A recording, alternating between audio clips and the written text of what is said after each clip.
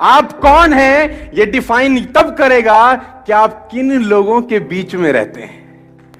आप किन लोगों के बीच में रहते हैं वो डिफाइन करेगा आप क्या हो। नहीं तो लोग अंदाजा ही लगाते रहेंगे, ये ऐसा है, ये वैसा है। ये वो कहते हैं ना, you are the average of 5 people you spend the most time with.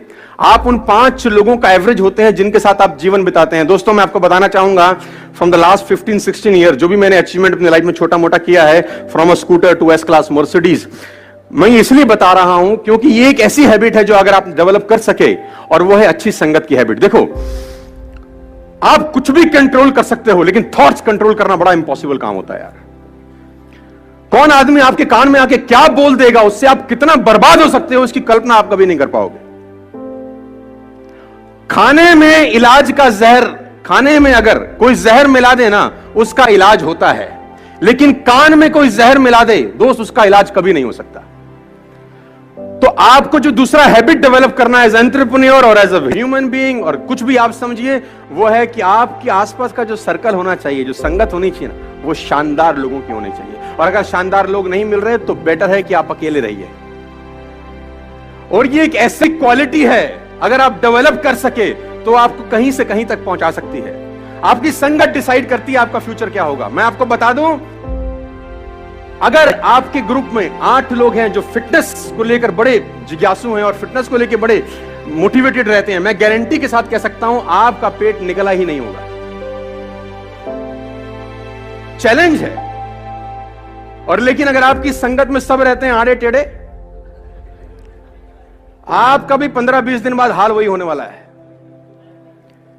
A people is known by the company, सुना ना आप लोगों ने डालोगे, है ना? आदमी की पहचान उसकी संगत से होती है। देखो, और सारा का सारा खेल संगत का है। हम उस दिन भी तो सेकंड हैबिट आपको डेवलप करनी पड़ेगी, और वो हैबिट है हैबिट ऑफ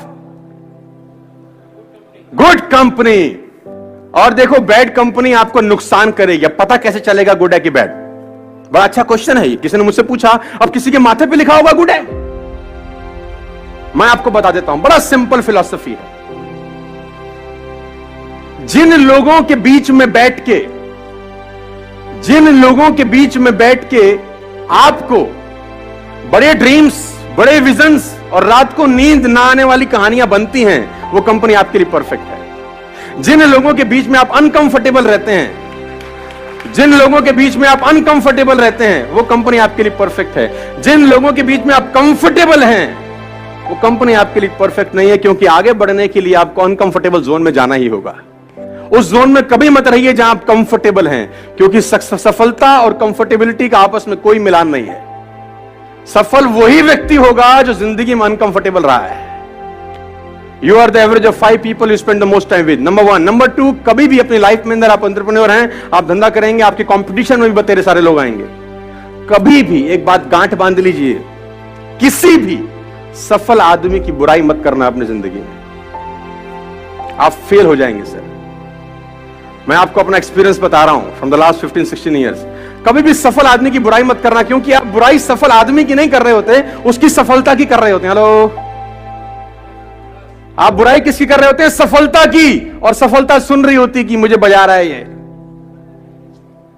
सफलता बोल रही है इसके पास जाने की जरूरत नहीं है। भाई, कभी भी जिंदगी में किसी सफल आदमी की बुराई मत करें। Always join a harder group, they will take best of 2।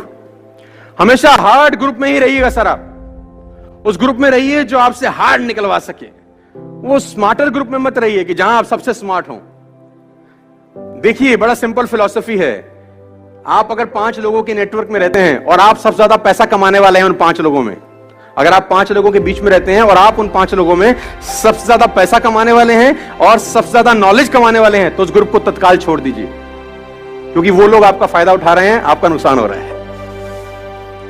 अगर आप 5 लोगों के बीच में हैं जिसमें सबसे ज्यादा नॉलेज आपके पास है, लेकिन आप चौधरी तो रहेंगे उसमें, है ना, उसमें आपको कंफर्टेबिलिटी है कि सामने वाला कुछ भी पूछेगा, आपके हमें सब पता है भाई, लेकिन आपका लॉस है, आपकी ग्रोथ नहीं होगी। आपकी ग्रोथ वहां होगी, उस ग्रुप में होगी जिसमें आपके पास सबसे कम नॉलेज है। सीखने का मजा सबसे ज्यादा वहीं होगा जहां आपके पास नॉलेज। बात समझ में आई?